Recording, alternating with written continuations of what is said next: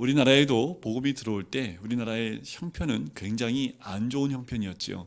이조 시대 때를 생각해 보시면요, 그때 선교사들이 들어와서 굉장히 많은 분들이 그냥 풍토병에 죽는 경우가 많았습니다. 그렇게 불결했기 때문에 여인들은 아기를 낳다가 50% 이상이 죽는 환경 가운데 있었고, 그래서 선교사들이 들어와서 제일 먼저 한 게 뭐예요? 의술을 전파하기 시작을 하잖아요. 그냥 조그만 병에도 죽을 수밖에 없는 그 환경 가운데 있는 한국 사람들을 살리기 위해서 선교사님들이 제일 먼저 하시는 것들이 그런 일들을 한 거죠. 그만큼 이 땅이 못 살았습니다. 불결했고요. 그리고 정말 우상만 섬기는 그런 나라였다라는 거지요. 근데 이 땅 가운데 주의 복음이 들어와서 다 개혁이 되기 시작합니다. 개혁되기 전에는 여자분들 여기 못 앉아 있잖아요, 그죠? 여러분들 그 옛날 그 기역자 교회를 한번 진주 쪽에 가면 있습니다. 기역자 교회가 있는데요. 강대상 여기 있어요. 그럼 여기 남자만 앉아 있고요. 이쪽은 여자만 앉아 있는데 여기는 커튼을 치고 있습니다. 그래서 커튼 친 뒤쪽에는 여자가 앉아 있고요. 남성분들이 이 앞에 보고 있고, 강대상은 앞으로 보고 있고, 여자분들은 이 커튼 뒤에 앉아야 돼요. 이렇게 기역자 교회가 있었던 때가 있습니다. 그렇게 멀지 않아요. 그렇게 오래된 역사가 아닙니다. 뭐 5, 60, 100년도 안 걸렸거든요. 그렇게 되는데, 그러니까 하나님 복음이 이 땅 가운데 들어가서 이 땅을 다 어떻게 해요? 그렇게 뒤집어 놓으신 거지요. 그리고 어떻게 이 나라를 발전시키셨잖아요. 주의 복음이 들어가서 나라들이 발전하지 않은 나라가 한 나라도 없습니다. 그런데 참 재밌는 것은 그렇게 부흥하고 발전하고 성장한 나라들이 끝물에 어떻게 되는지 여러분들 보세요. 영국을 보십시오. 전 민족의, 전 국민의 기독교인이요, 몇 프로랍니까? 10%도 안 됩니다. 5%도 안 됩니다. 미국은요, 점점 줄어들기 시작을 하지요. 대학생들한테 가면 믿는 사람 찾아보기가 어려워요. 지금도 마찬가지입니다. 그렇게 하나님의 축복을 누린 나라들이 점점 하나님을 버리고 떠나가기 시작한다는 거지요. 우리나라는 지금 현실이 어떻습니까? 이 대학가에 가서 복음 전하면 큰일 나요.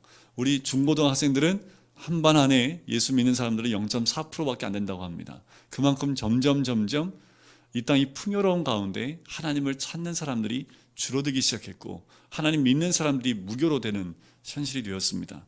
뉴스를 보니까 우리나라 인구 조사를 하면서 종교를 물어봤대요. 그랬더니 50% 이상이 자기는 종교가 없습니다라고 대답을 했다고 합니다. 1997년도 이후로 가장 많은 숫자래요. 점점 나는 무교입니다라고 말하는 사람들이 늘어나고 있다는 거죠. 제가 생각하기에는 그 무교가 누구부터 무교가 됐을까요?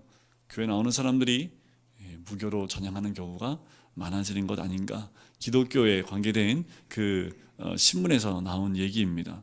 사람들이 배가 부르고 더 많아지고, 또한 풍성해지면 하나님을 찾지 않고 하나님을 거부하고 떠나는 그 모습을 보게 된다는 거지요. 그리고 선지자를 죽였다고 합니다. 문자적으로 해석하면 우리가 선지자를 죽인 적 없잖아요, 그죠? 누가 선지자를 죽여요, 그죠? 나하고 상관없는 말씀인 것처럼 보실 수 있습니다. 하지만 선지자를 죽였다는 것은요, 선지자가 말하는 말을 무시하고 듣기 싫어하는 태도도 다 포함하는 것이 오늘 이 말씀, 바로 선지자를 죽였다는 것, 그래서 주를 심히 모독하는 말과 연결이 됩니다. 하나님 말씀을 받아들이지 못하고 그것을 듣기 싫어하는 태도가 이와 같다라는 거지요. 이렇게 이스라엘 민족은 그 안에 죄의 악순환이 돌기 시작을 합니다. 이럴 때 이 불순종 가운데 하나님이 어떻게 하십니까? 27절에 보면, 그러므로 주께서 그들을 대적의 손에 넘기사 그들이 곤고를 당하게 하시매 그들이 환난을 당하여 주께 부르짖을 때에 주께서 하늘에서 들으시고 주의 크신 국률로 그들에게 구원자들을 주어 그들을 대적의 손에서 구원하셨거늘 이라고 이야기를 합니다. 자, 오늘 우리 가정 가운데 고난은 없으십니까? 우리 가정 가운데 고난이 왔을 때 우리가 행해야 될 모습들이 뭐냐 하면 부르짖는 것부터 시작을 해야 되겠죠. 그런데 오늘 이 말씀을 전체적으로 보면 어떻게 연결이 되냐 하면 계속 반복됩니다. 계속 반복적으로 죄를 짓고 또 목이 굳어지고 듣지 않고 불순종하고 삶을 얻는 주의 계명을 듣지 않는, 그리고 하나님의 명령에 규례를 범하여 고집하는 어깨를 내미는 이 모습들이 반복해서 나온다라는 거지요. 그러면 28절 끝에 보시면 하나님은 어떻게 해요? 여러 번 주의 긍휼로 건져내시는 일들이 반복되어집니다. 31절에도 보면 주의 크신 긍휼로 그들을 아주 멸하지 아니하시며 버리지도 아니하셨사오니 주는 의로우시고 불쌍히 여기시는 하나님이시니이다라고 이야기를 합니다. 그만큼 하나님은 우리를 붙잡아 주고 계시다라는 거지요. 근데 중요한 것은 무엇입니까? 우리가 죄 가운데 나가고 있는 그 모습들, 우리의 삶 가운데 하나님이 고난을 주고 있다면 우리를 깨우시는 거지요. 하나님이 우리를 깨우셔서 다시 하나님 말씀 가운데 나오기를 원하는데 때로는 우리가 이 음성을 듣지 못할 때가 있다는 겁니다. 삶에 고난이 오는데도 그 고난을 하나님 앞에 나와서 그 고난에 무릎 꿇지 않고 내 방법대로 내 생각대로 갈 때가 너무 많다라는 거지요. 여러분도 없으십니까? 하나님께 나와서 울부짖고 기도해야 될 그때에 어쩌면 우리는 세상 가운데서 세상적인 방법으로 또한 내 생각대로 내 방법대로 나가고 있지는 않습니까?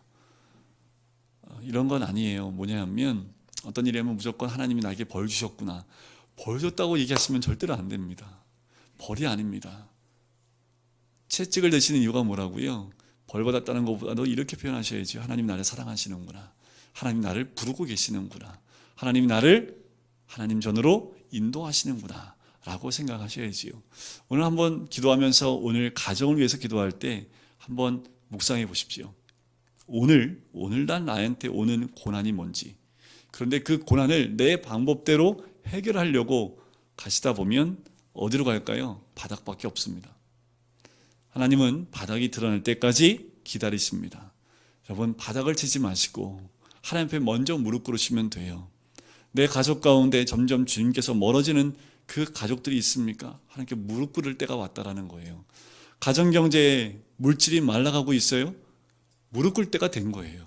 그런데 말라가고 있는데도 다른 방법, 다른 생각으로 나가기 시작하면 하나님이 어떻게 해요? 더 기다릴 수밖에 없지요. 완전히 바닥을 칠 때까지 기다릴 수밖에 없습니다. 근데 정말 중요한 것은 오늘 이 사람들, 오늘 9장에서 말하는 이 사람들이 이 모든 것을 다 보고 지금 우리가 맞는 고난과 그 아픔들이 왜 왔는지에 대해서 고백하고 있다는 거예요.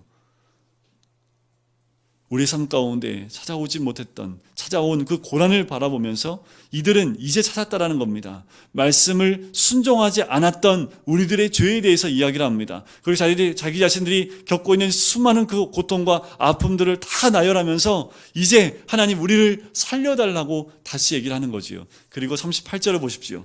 이것이 마지막으로 이야기를 합니다. 같이 한번 읽어볼까요?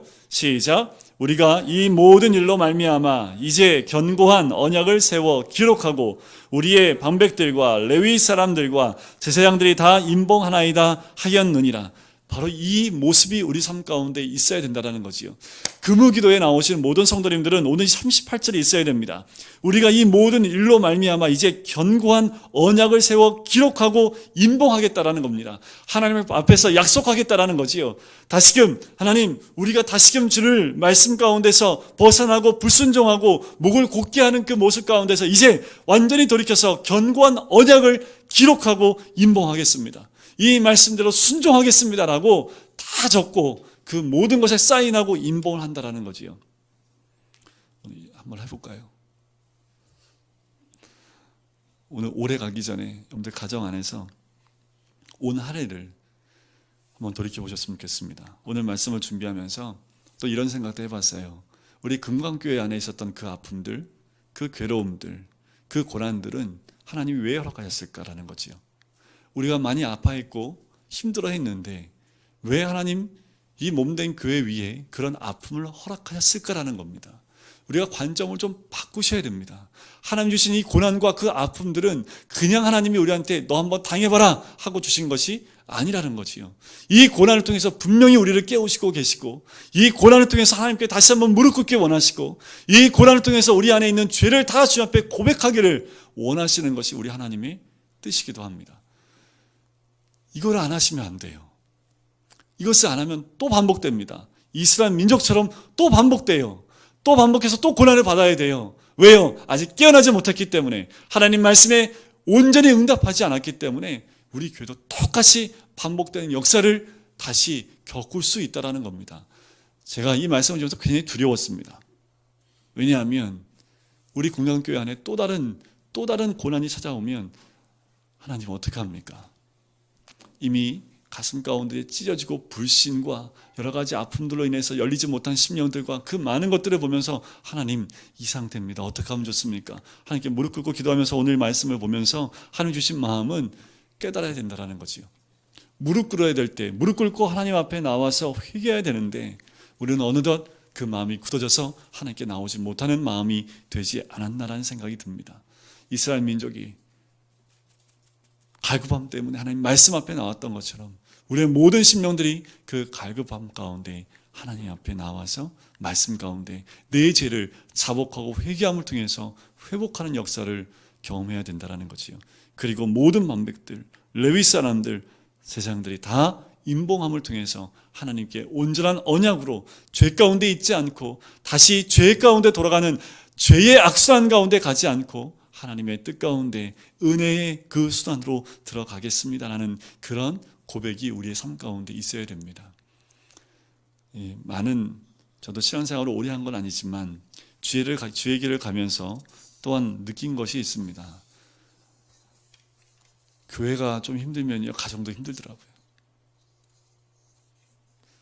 교회에서 신앙생활하는 게 힘들면요 가정도 참 힘들어집니다. 근데 참 재밌는 것은 신앙생활이 재밌어요. 그럼 가정생활도 재밌어지더라고요.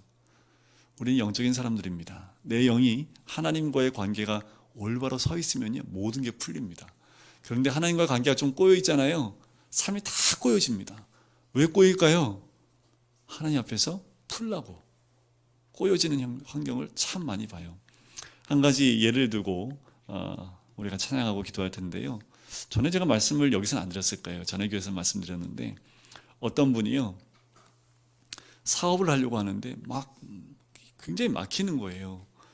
그래서 이것 때문에 막 고민을 하고 기도원도 가고 기도를 하는데 하나님이 어떤 마음을 주시냐면 이런 마음을 주신 거예요. 너 때문에 상처받은 심령들을 찾아가서 용서를 빌어라. 그래서 이분이 기도하면서 명단에 적었대요. 10년 전에 20년 전에 내가 가슴 아프게 했던 사람들 명단을 적었는데 4사람이 나왔대요.